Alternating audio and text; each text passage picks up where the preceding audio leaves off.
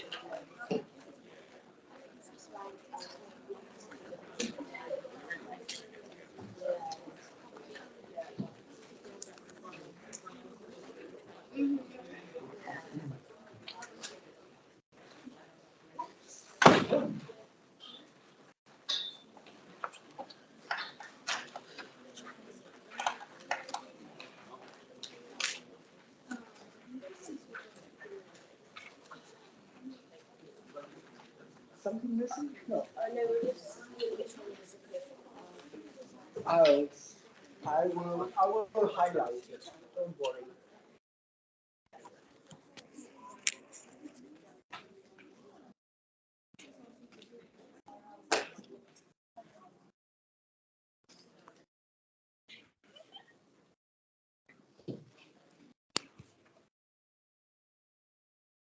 I'm not sure how I feel about this code business.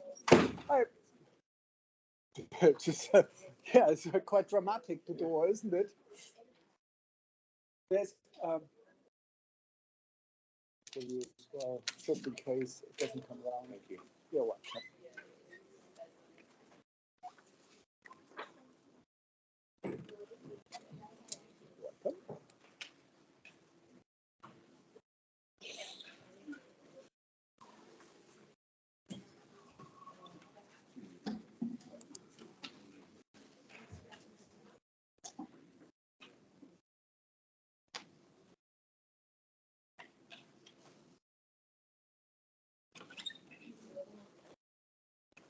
Good morning. Thank you. Is it one or two? Oh, that's two. Two. Fantastic. How did I do that? Sometimes I surprise myself.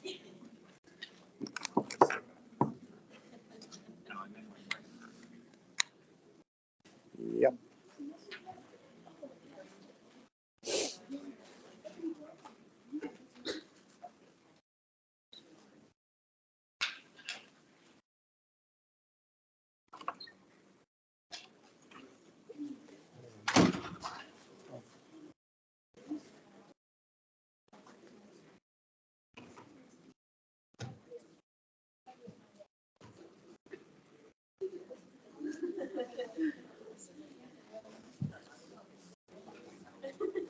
Okay, shall we make a start? Most wonderful good morning, everybody. Thank you very much for coming after the practical yesterday. I think it was quite an intensive day for most people.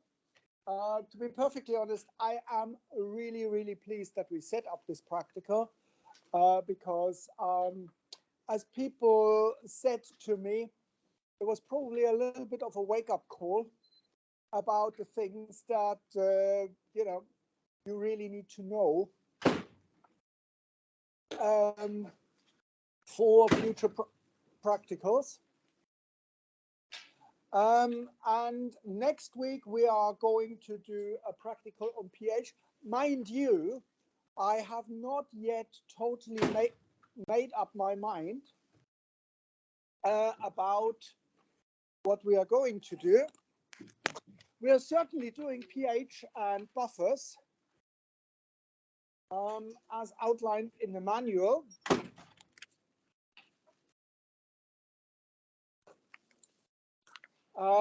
But I have not yet decided on whether we are going to do the standard curve as well. Might be a little bit too simplistic for you, and probably we will be quite busy with the pH calculations.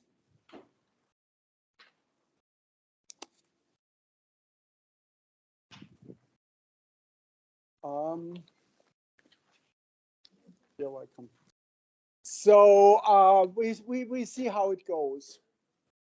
But the idea is really to prepare you for one of the practicals that you're going to do with my colleague, Dr. Becky Hall. And she was actually the reason why we started the whole thing, because she said last year, Peter, do something. They can't do pH. They can't calculate buffers. So I thought, you know, let's do something. So the plan is I definitely do the pH next week.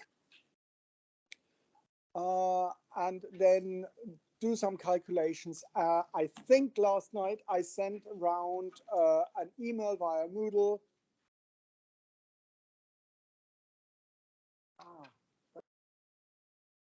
That's annoying. Last night I sent out an announcement via Moodle regarding the resources and things like that. Please, please, please have a look at the practical that I've given you today so that you find it easier with the calculations. Okay, and also use the resources. I'm not flogging my workbooks, but I set them up for a particular reason. They should help you. If you struggle with something, drop me a line and we can discuss things. Okay, please don't forget to log into Moodle. There is the secret code, and you know, it's obviously no longer secret because I showed you the code, which is a little bit weird. And then the next thing on my list is going to be difficult. It's going to be very difficult because you're probably going to hate me. And I have to live with that. Unfortunately, due to, what's the correct phrase, circumstances outside our control, I have to cancel the assessment that I wanted to do with you guys, the grant pre-proposal. There are a number of reasons. I don't want to go into detail. I'm very sorry about this task. I hope people have not invested too much yet. It would be unlikely, actually, because I have not allocated you to groups. This actually is one of the issues because our fantastic colleagues in timetabling struggle in telling me which student should actually be present and which student should do the assessment or not. And you can imagine that's a little bit complicated than allocating groups. So please don't hate me that I will cancel this particular assessments, but you're not off the hook, right? Instead, I discussed that with Dr. Simon, and we feel that it would be much better for you, for your research projects then, and I believe you are all doing a research project then next year or something like that, if we actually focus on data analysis. So therefore, you will even hate me more because the assessment that I'm going to do is predominantly data analysis. It will be not too demanding. It will be one of the assessments where there are only two potential outcomes. You want to know these outcomes? It will be pass or fail. No, it will be fail or 100%. Right? But I will give you more instructions. And these are, I think it's two assessments that I'm going to do, 2 or 3, I don't know yet. In theory, you can do them within a half an hour, job done. And the idea of these assessments is they are unlike other assessments. These are assessments that should help you learning. It's not where you have to regurgitate something. All the assessments then are online. You are not supposed to regurgitate something. You might get, for example, a data set, and you then have to analyze it. What does that mean, actually? And because I am a person who is inherently distrustful, I don't trust you. I know that you have a Discord. I sent out the link, I think. So what stops you from cheating? And one person is doing the assessment and the rest is copying. Not that you would do that ever, but you know. Well, every student will get their own data set. Oh, yes. Flipping heck. Exactly. But I will send out an email with more instructions. Okay, so please don't be upset that we replace the grant proposal with the groups and things like that with these data analysis. But I think it's a little bit like Nanny McPhee. It's for your benefit. And, you know, if you want me, but don't need me, I will go. But if you need me and don't want me, I will stay. And if you don't want me and don't need me, that's great. Okay, happy with that? Brilliant. Right, what am I going to do with you today? Please don't forget the attendance. I'm going to start with data analysis. And what we are going to do today is just plain descriptive statistics summarizing your data. Because there is, as I discussed with you last week, in the inductive approach, you take observations, you do experiments, you measure things, and then from that, you try to figure out a bigger picture. But in the first place, what you want is you want to summarize the data that you actually measure. Don't run away. You need to You need to be able to summarize the data, because very often you get data sets that are huge. And you want to tell people, this is actually what I found in my experiment. Now, let's be absolutely clear. When you summarize data, you focused it on the data that you got. So this is, you just simply describe what you see. In descriptive statistic, there is no element of uncertainty. You don't do any kind of predictions. You don't do any kind of, say, confidence intervals. You don't make any wild hypotheses. It just simply is, this is what I see. This is what I measure, right? And that's very important that you bear that in mind when you are asked to summarize your data. And one of the first sort of stumbling points, which this is usually where things start to go wrong, although you don't know it, is that you need to be acutely aware of what kind of data you have collected. What kind of data do you actually measure? And there are different data types, and each data type has its own personality, and they want to be treated in a specific way.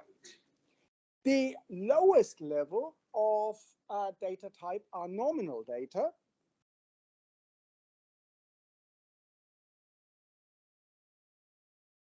These are just simply descriptions.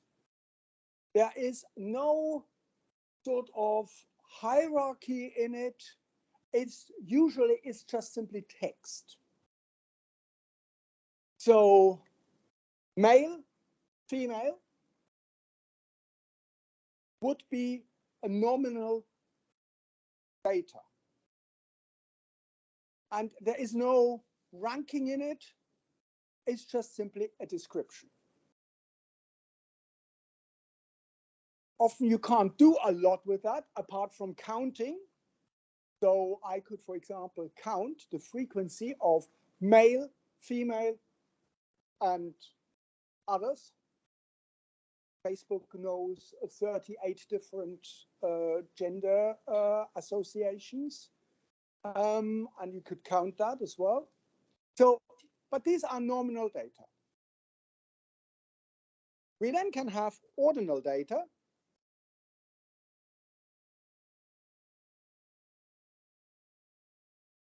Where the data are still sort of descriptive, but there is a rank in it. You are familiar with that, for example, star ranking on Amazon or something like that. So you give 5-star, 4-star, 3-star, 2-star, 1-star. Unfortunately, you can't give 0 stars.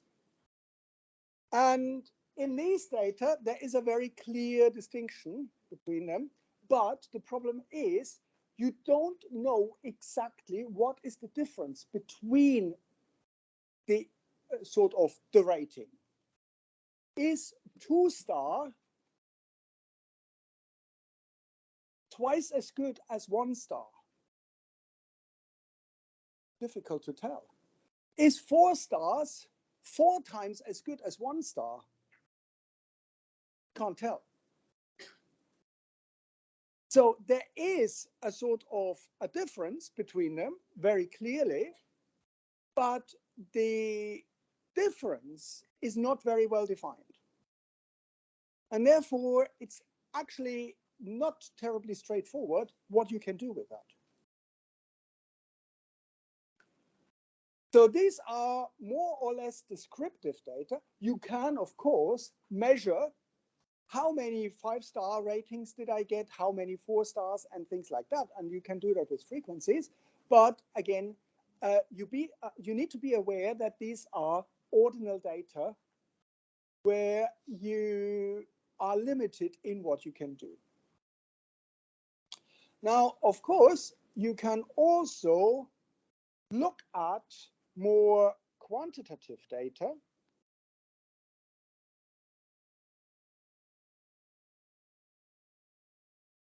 Where you actually measure numbers. And again, it very much depends on the numbers that you measure, what you can do with it. I have seen in a lot of scientific papers, but also in final year projects, brutal abuse of data. And it was not a pretty sight. So quantitative data can come in different flavors. The most sort of intuitive form is where the data are continuous.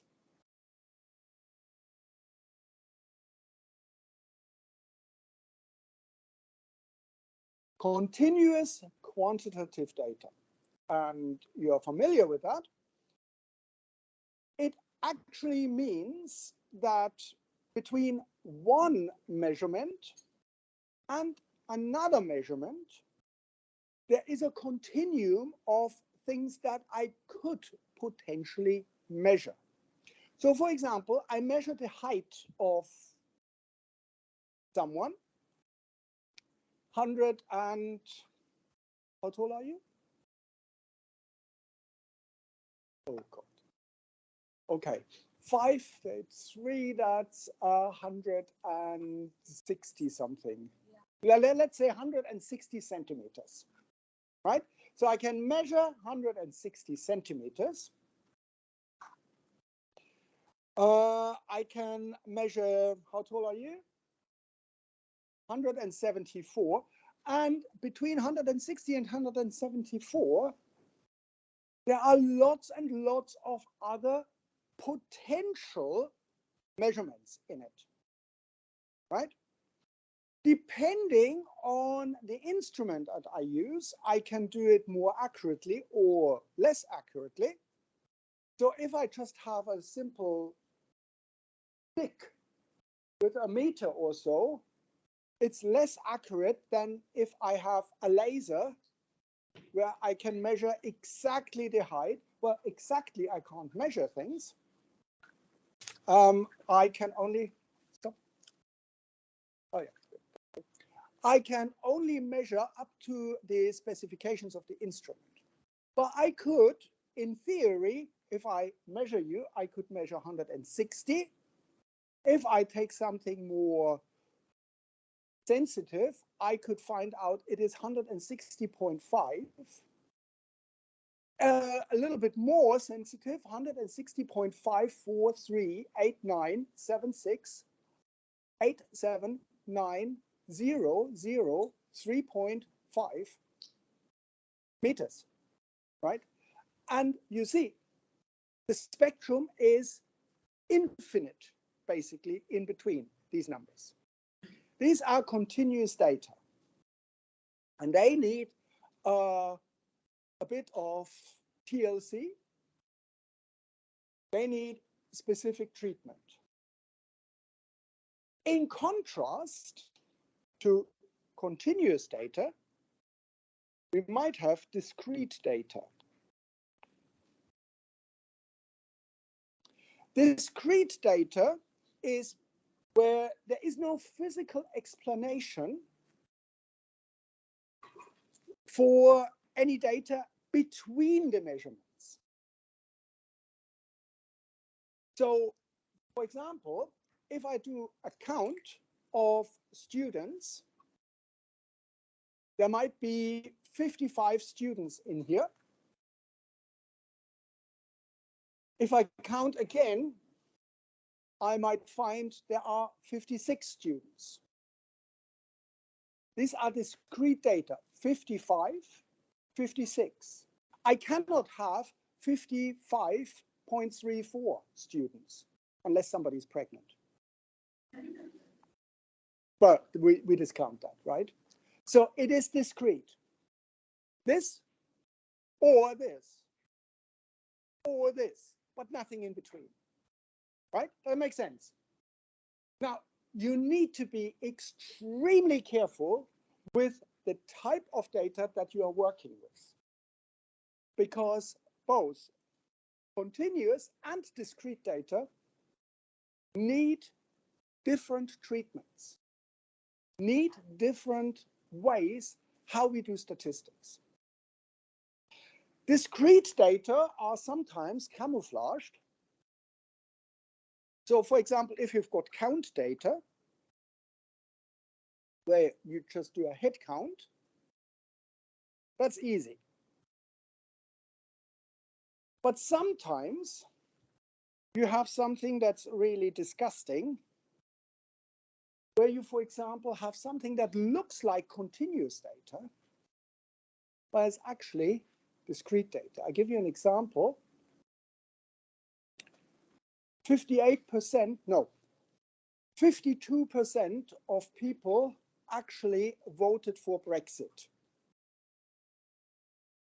right?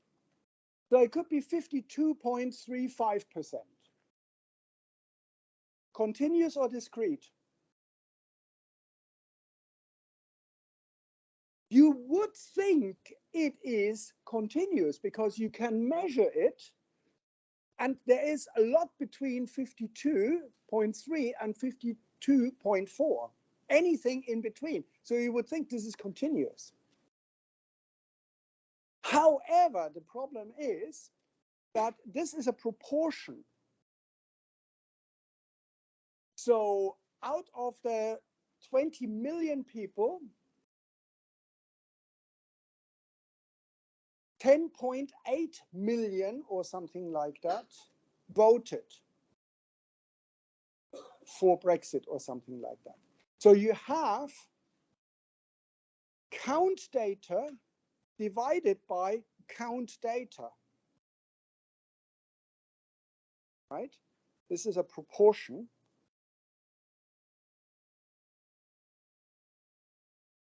And this proportion comes from count data. 8 cuts out of 10 cuts, 80%, but it is 2 count data divided by each other. And therefore, we would treat that as discrete data. It's not continuous. That's, again, where people go wrong. Sometimes continuous data are disguised as discrete data. So, for example, when you measure, say, blood pressure or something like that, you measure a blood pressure of 170, you measure a blood pressure of 178, you measure a blood pressure of 150 or something like that. So they are whole numbers, right? And if you're not careful, you see, oh, it's whole numbers, and there's nothing in between these numbers. So I treat that as discrete data. But actually, if you think about it, it is limited only because you cannot measure, or your instrument doesn't measure anything in between. But theoretically, it would be possible. So therefore, you need to treat this data as continuous data. Make sense? This is where things usually go wrong. The rest is pretty straightforward. If you are on the right track, there's a very good chance that you don't make a huge mistake in your data analysis. Okay, now we want to summarize data, and we just simply have our measurement of whatever. And what we want to do is we want to give a summary of the central tendency. So central tendency, and you have all done that. Let's say I've got 5 measurements. 1, 2, 3, 4, 5.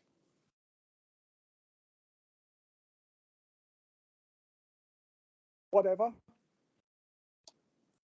Discrete or continuous data? You don't know, right? Because I didn't tell you what I've measured. You would look at it and say, could be counts, so discrete. What about if I do it like that?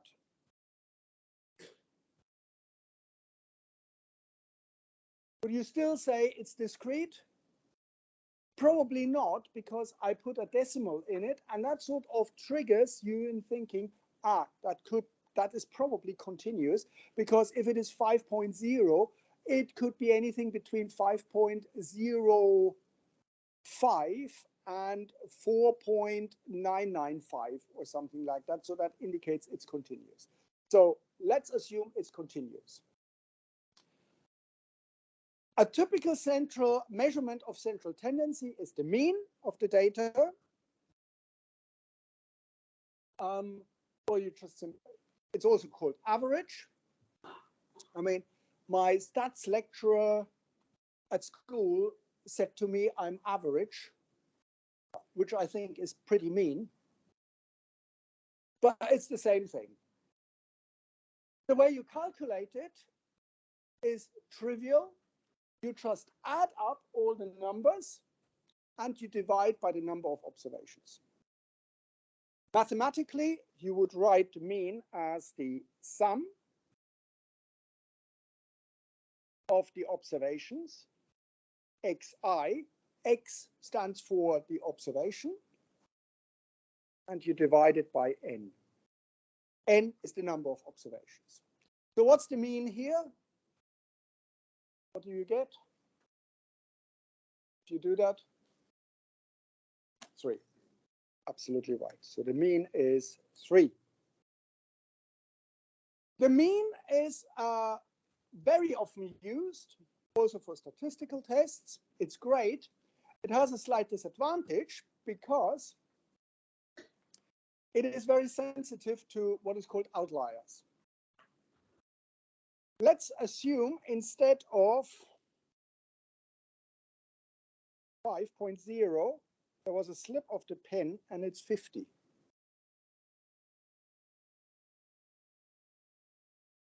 So we would have 3, 6, and 4 is.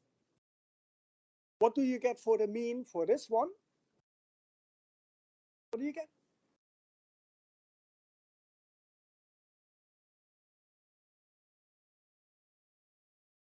Say loud. 37 points. So let's see, we have 3 and 3 is 6 and 4 is 10. Sorry? 12. Okay, I get a mean of 12. Do you get that as well? You just add them up, you get a mean of 12. But very clearly, there is just one value that really screws the whole thing up. And that's this large value, right? So the mean is very sensitive to outliers. If there is something that's not exactly where it should be, it will make a huge impact on the mean. Another measure of central tendency is the median. And the median is far less sensitive because for the median, you divide your ordered data set. You need to order it, which I have already done here, from the lowest to the highest, and then you divide the data set into 2 equal halves. And the one in the middle, that is the median. That's the middle number of the data set. So here the median would be 3, because it is this value in the middle. What would be the median if I go back to 5.0? It's still 3, isn't it? So what you see is the median is not sensitive to outliers, or very little sensitivity to outlier. And that is your flight is ready for boarding. So that's the median, and sometimes we have to work with the median if we have outliers in it, and we will come to outliers in a minute. You also, especially when you have large data set, you can have a mode, and the mode is the number that is most frequent in your data set. In our case, there are no two numbers the same, so this data set would not have a mode. Mode is not defined in this case. But if I put here, 4.0, then the mode would be 4. Yeah? Happy with that? So that's the measure of central tendency. But very often, or as you can see, it does not necessarily tell you a lot about the data set, because it just gives you a sort of 1 point.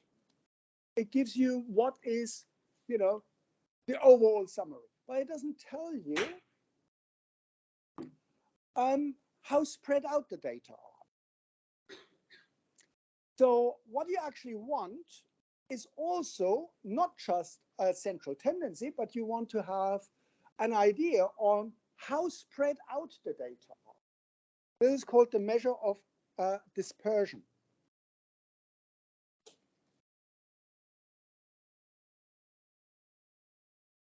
Now, for continuous data, you could use, for example, something like the range. This is the highest number minus the smallest number. And that tells you over which range your data are located. So in this case, if we've got 5 and 1, so the range would be 4. 5 minus 1, the range is 4. Surprisingly, it gets a little bit murky if you have discrete data, because imagine you have 1, 2, 3, 4, 5, 6, for example, and these are the points on dice. Yeah, it's discrete. You can't have 3.5 points on a dice, so it's discrete data set. What's the range? 5. But wait a moment, you've got 6, right? Is it 5 or 6? Who thinks it's 5? Hands up. Who thinks it's 5? Yeah. Who thinks it's 6? Do you see the problem? Actually, this is something that was a couple of months ago. There was a heated debate amongst learned people from the Mathematical Society.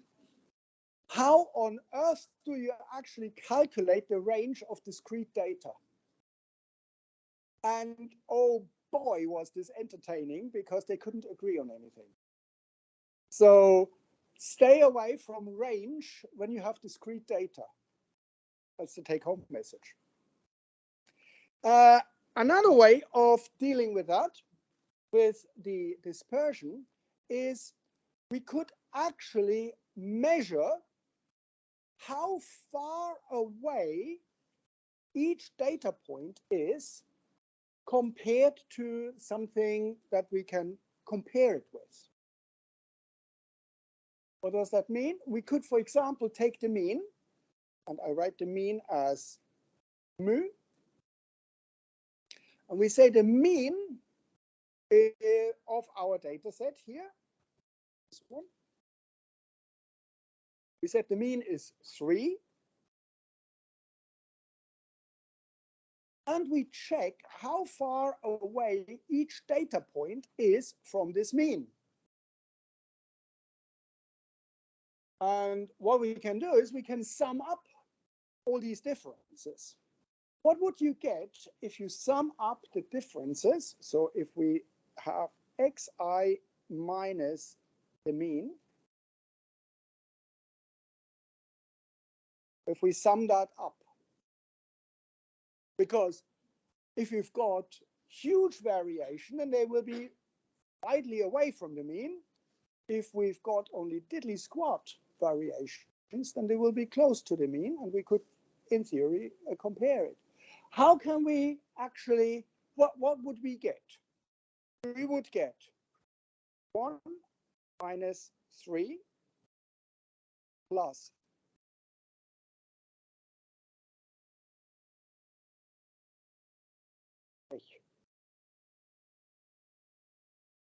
plus 2 minus 3 plus 3 minus 3 plus 4 minus 3 plus 5 minus 3. What do I get when I do that? 0. Oh, bugger. Does that mean I don't have any variation in it? I do have variation, undoubtedly. But actually, that's not how we can do it, because it will, that's the definition actually of a mean. We would always get a 0. So this method doesn't help us. But what we can do is, the problem is that we have basically on this side, we've got negative numbers. On this side, we have positive numbers. So if we could turn the negative numbers into something positive, then we can work with that. Square. We could square it exactly. And basically the idea behind that is, here's our mean. Here we've got 1. No. We've got 1, 2, 3, 4, 5. 2, 3, 5. And what we do, instead of just simply taking these numbers, we square them. And we calculate the squares. So intuitively, we take the difference and square it. So we have a square here. We've got a square here. Here we don't have a square with 3. Should be a square as well. And we've got the square here. And what we do is we add up the squares. And now we have a number that is not 0. So here we would get 4. We would get 1, 0, 1, and 4. Right? And what we can do now is we can calculate the average square size. So we've got 4 plus 1 is 4. So we've got 1, 1, 4. My squares are not ideal, but you forgive the artistic license. So we get as a sum 10. No. Yes, 10. It's 10. Yeah. So we get as a sum 10. How many squares have we got? Well, we've got a square where the size is 0 here. So we've got 5 observations. So we calculate the average. xi minus mu squared, and we divide it by the number of observations, which is n. So we've got 10 divided by 5 equals 2. Yep. So the average size would be 2. Make sense?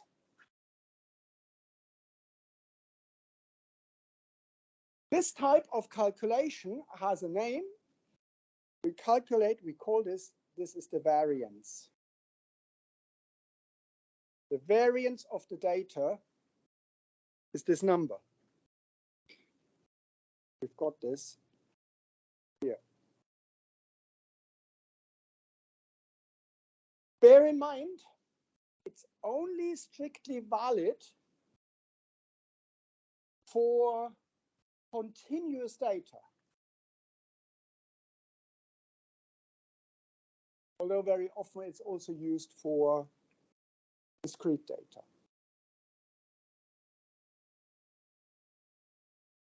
The problem with the variance is that we have the squares. Imagine we measure height. So this would be height here. So we would have xi would be in meter, mu would be in meter. What would be the unit of the variance? That? What would be the unit of the variance if we had meters? It would be meters squared, right? Because we've got the square here. Now, what does that mean in terms of variation? Meters squared. Huh? It's a bit weird. So therefore, people don't like to work with the variance. And by the way, the variance is abbreviated with this Greek letter S squared, which indicates that it is squared. Instead of variance, people just simply work with the square root of the variance. Because that resolves the problem with the unit. Unit no longer is squared, the unit is actually what I've measured in.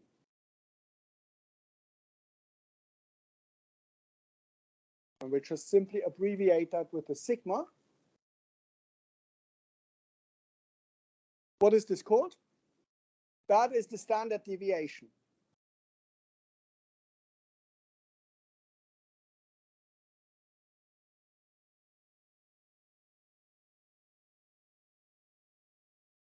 Make sense?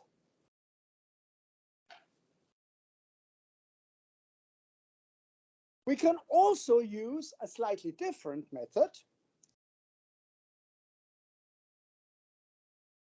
Instead of the mean,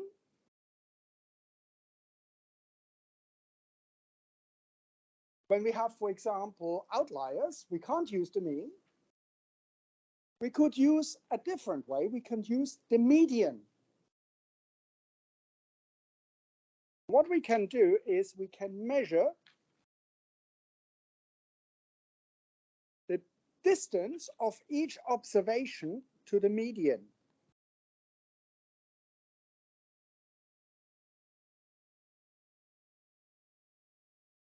But surely this would leave us with exactly the same problem that we had before. We would probably get a 0. So how do we convert a negative number into a positive number? Okay? Doesn't work. Any other idea? How can we convert a negative number into a positive number?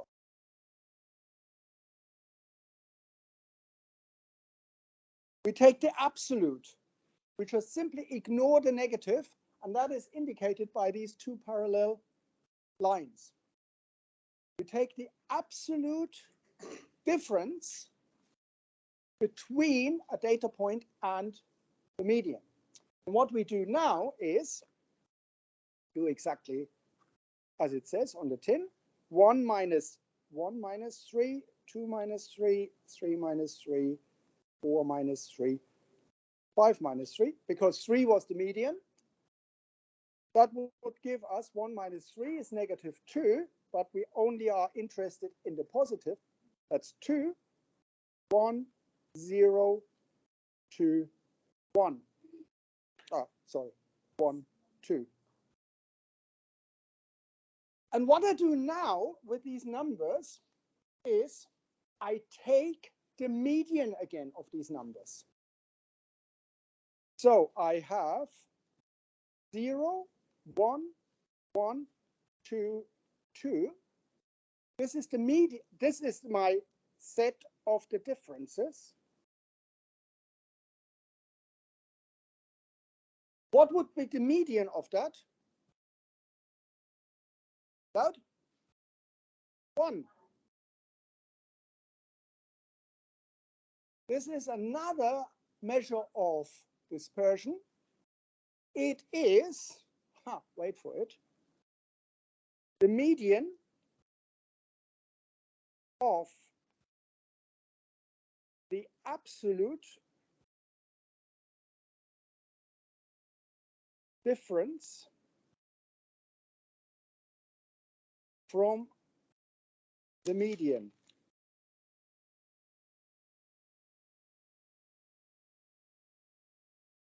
You are absolutely right. Life is too short to write that all the time. And you go totally mad when you write that. That's the abbreviation, MAD. The median of the absolute difference to the median. So you've learned central tendency, mean, median, mode. You've learned measurement of dispersion, range, usually hands of the range. It's good for eggs if they are free range, but otherwise forget it. But you can deal with the variance and the standard deviation, and you can also use the MAD, the MAD, if you want to describe the data. What's very important is, however, is that you tell people what you actually use. You can't just simply say that the variation of the data was 1 meter or something like that, because what is it? Is it variance? Is it standard deviation? Is it MAD? What the hell is it? So you need to be absolutely specific. And as you might have seen, they both lead to different results. The MAD here would be 1. The variance is 2. So be careful how you treat the data. Make sense? Go in peace. But please go.